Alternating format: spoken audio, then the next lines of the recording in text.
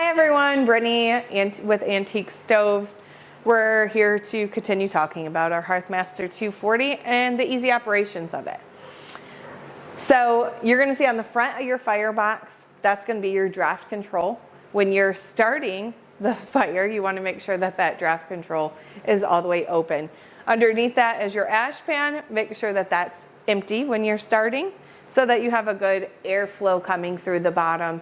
And you're going to want to also, if I head on over here, make sure that the oven bypass that's located right behind the firebox is closed so you have your air going straight up instead of around the stove. Now, as soon as you get that fire started and you're ready to go, you can open that up, warm that oven up, and then you're ready to start your baking.